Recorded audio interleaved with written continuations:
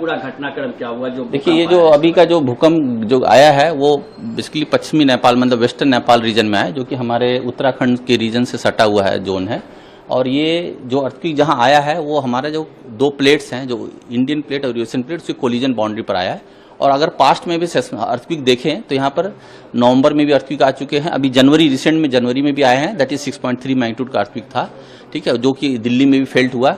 अभी का जो अर्थक्वेक आया है वो अगर यहाँ पर आप मैप देखेंगे तो ये जो है 6.2 का है, जो कि बहुत सैलो डेप्थ पर था, मतलब 5 किलोमीटर डेप्थ पर आया अर्थक्वेक ही आया है, जो कि 14:51 पर आया। और अभी तक इस अर्थक्वेक के आने के बाद, क्योंकि जैसे बड़े अर्थक्वेक आते हैं उसके बाद उसके आफ्टर शॉक्स भी होते हैं, तो ये अर्थक्वेक जो अभी आए हैं उसके अभी तक हम लोग 2 आफ्टर शॉक भी रिकॉर्ड कर चुके हैं इस रीजन में। जैसे आप देख रहे हैं रेड वाला जोन देख रहे हैं, ये 2 आफ्टर शॉक उसी रीजन में 10 किलोमीटर के अराउंड में आ चुके हैं। और जैसा कि मैंने पहले ही बताया कि ये कोलिजन बाउंड्री यहाँ पर अगर पास्ट में भी देखें तो बड़े अर्थक्वेक आ चुके हैं, जैसे नवंबर में आए हैं 5.8 के, 6.2 के जनवरी में आए, और अभी जो है ये 6.2 का फिर ये अर्थक्वेक है।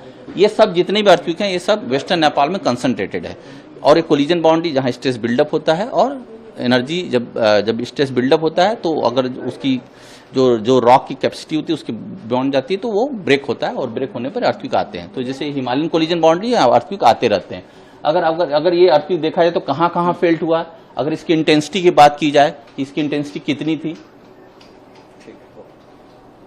तो अगर यहाँ पर देखें तो इस अर्थक्वेक की इंटेंसिटी अगर देखा जाए तो 6 था, जो कि हम लोग ने इमीडिएटली अर्थक्वेक जैसे डिसमिनेट किया उसका 6। और दिल्ली में अगर आप देखें तो ये स्लाइटली फेल्ट था, मतलब 3 की मैग्नीट्यूड थी दिल्ली रीजन को जो कवर करता है। और उसी दौरान अगर देखा जाए तो पब्लिक से बहुत रिस्पांस आया। देखिए अब तक हमारे पास 1 घंटे बीत चुके हैं अर्थक्वेक के, 70 रिस्पांस आ चुके हैं।